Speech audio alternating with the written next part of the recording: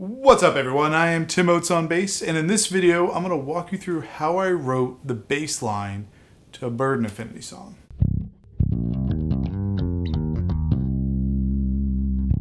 Okay, so in this video I'm going to be breaking down my bass line for the song New Year from Bird and Affinity, which, as you know, is one of the bands that I'm in.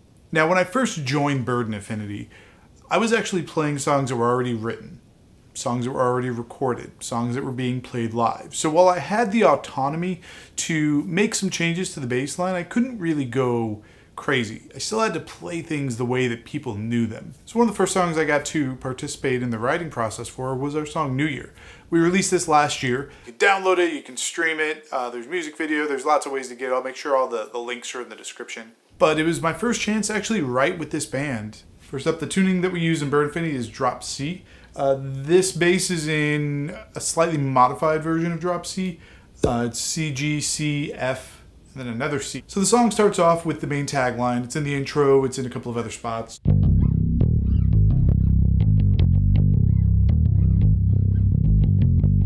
So that's the tagline. It starts off there with just one guitar, and then it kind of builds throughout the intro where we're introducing more elements, second guitar, bass, drums. We all kind of come in on a hard stop, but that's how you play it. And then originally, it actually just went right into the verse, but through the collaboration process, Tony and David were able to start writing this really cool dual guitar line that kind of extended the intro and then eventually went into the verse. So I had to write the bass line to that, and there's a lot of space in there, so I wanted to make sure to keep the focus on the guitars, but I also needed to fill up the space. So what I did is I took the theme of the verse. So the verse has a very specific kind of rhythmic element to it. So that's the basic rhythm that kind of goes throughout the verse. So it is, I pulled that into this intro. So I was able to take that theme and then just extend it a little bit. But again, I wanted to make sure that there was plenty of space for the guitars to really shine, but not take away from it. But I needed to fill up the space too much. There was too much space without bass. So what I came up with was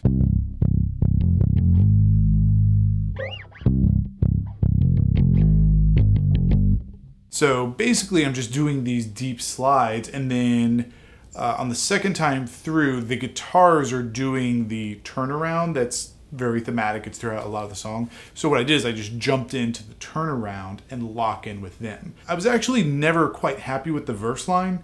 So the verse was actually the last thing that I settled on because I kept trying different things and I was just never really happy with it. Once I wrote the extended intro line, I then actually pulled that into the first verse and was able to use that as the start. And then once I did that, then the second half actually became very easy, because what I did is I took some of the elements of things that I wasn't 100% happy with before, and I put that all into the second half. So this is how it goes.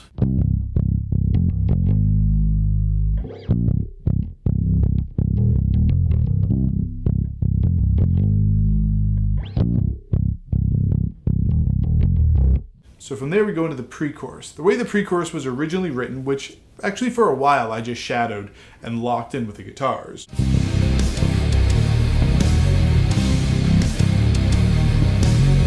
So that's how it was originally written. And when I started adding my tracks to the demo, pro tip, always demo before going to a recording studio. So we're recording the demo, I laid down the track, and it was just supposed to be the line. That's how we'd been playing it in the room. And it just didn't work. And I forget exactly who said what, but I think the suggestion was thrown out of, well, why not just simplify it down? Don't do the triplets and just do whole notes. So started out with that.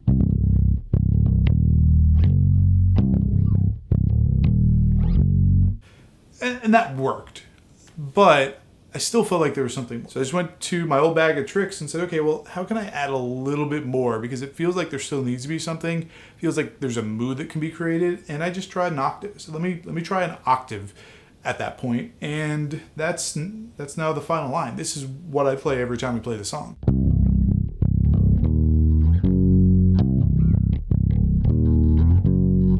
And once I did that, I knew that was the line. Okay, so one thing that I forgot to mention is that the end of the pre-chorus, I originally didn't have this, but I actually added in a walk down to transition into the chorus. So the chorus is just shadowing. It's evolved over time very, very slightly, but it's always been shadowing. All the guitars are always doing the same thing. We're always locked in. So even when there has been little adjustments, it's all three of us doing it at the same time.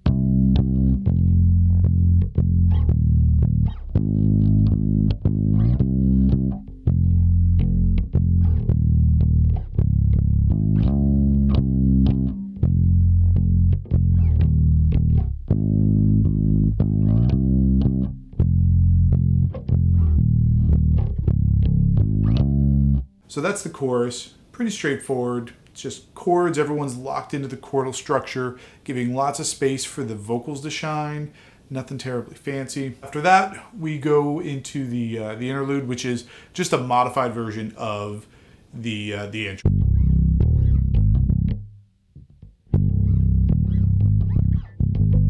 So you can see it's pretty much the same as the intro, a little bit different, adds a little bit to the tension, a little bit of space, just keeps the mood going.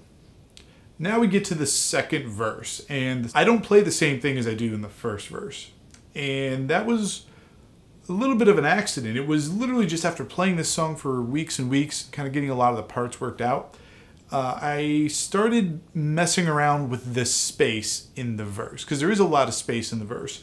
I always like to experiment with different things. So I knew there was some space in there to be filled up, so I just started messing around. I came up with a line that I thought was really cool, but I was a little worried it was too busy. And I presented it to the guys, and they were big fans. They liked it, but they agreed that it was probably too busy for the whole song, but instead, they wanted it in the song, I wanted it in the song, so we put it in the second verse. So let me play that for you now.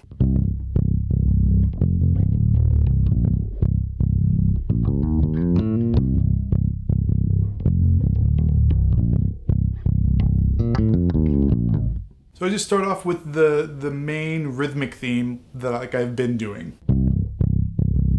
So that's the theme that's been kind of running in, and then after that there's some space. So I use that space to just establish that it's a little bit different. I don't go into anything too crazy, so that's it. It's just playing around with a minor scale. So then it goes into the next chord pattern, which is just the same rhythmic theme. And then here, when I was writing this, what I heard in my head and what I was trying to translate was I was picturing this climb and then a fall. So to give it the feel that I wanted, I included a number of hammer-ons and slides because I wanted it to feel like it was climbing, but almost climbing just a little too fast. Like it was almost getting out of control. And I thought that the combination of hammer-ons and pull-offs really gave it that feel. So, or when you play it at speed, you can kind of feel like it's like, oh, it feels like it's trying to go just a little bit further, but it doesn't quite have it under control. So then it goes back to the C. I want to make sure that while I have this rise and this fall, that there's always that backbone it goes back to, right? So it always is going. And then when it gets to the A sharp again, that's when it does the fall. So what I did is I actually started just at the same spot. I started with reversing the hammer-ons and slides, and I do pull-offs and slides.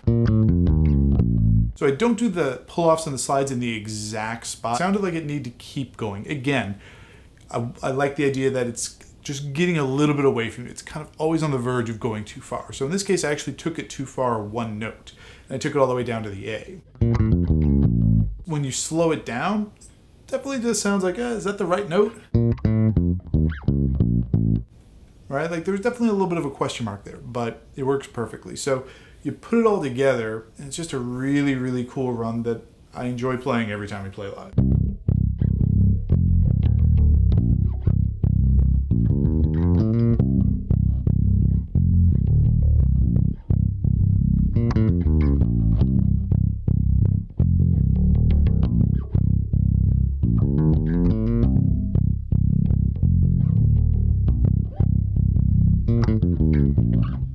Go through the second verse, and then we're back into the pre-chorus and the chorus. No difference there. So next up is the bridge, and I'm actually going to play it through and then I'll break it down.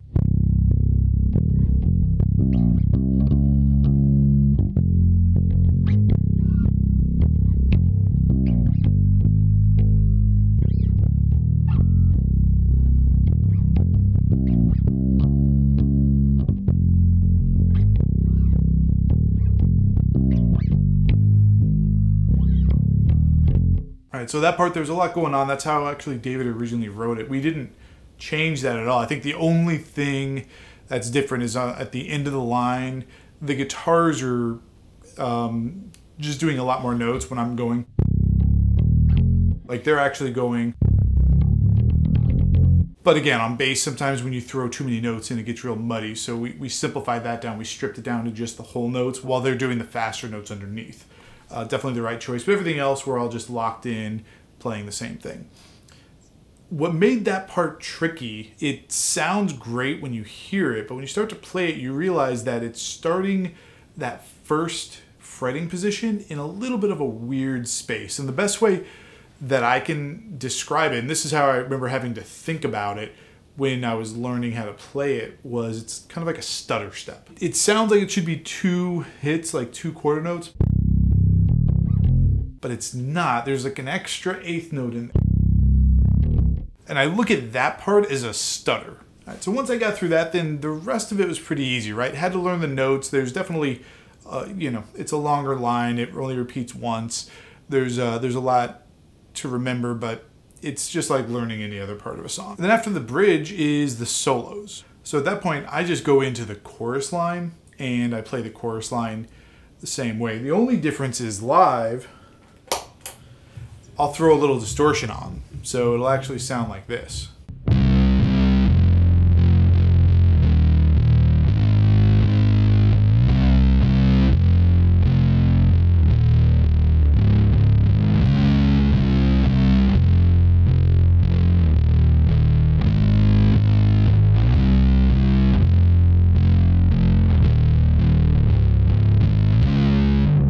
So the reason that I put distortion on live is because it needs a little bit more to be filled out. On the recording, we're able to fly in the rhythm tracks behind the solos to help fill up the sound. So I don't need to put distortion on my bass for the recording, but live, it was definitely a little bit lacking. So by just throwing on a little bit of distortion, I'm able to lock in with whatever guitar is not playing the solo. For the rest of the song, you've got 2 guitars providing distortion. I'm just helping to provide that other layer. All right, so after the solos, then it's just another chorus. Then the outro is the same as the interlude, that the intro line, the tag line, but with that little bit of extra space. So that's how you play the song New Year. One of the things I think this song really embodies and exemplifies, at least from a writing perspective, is how important collaboration is. Making sure that the right instruments are being focused on at the right time.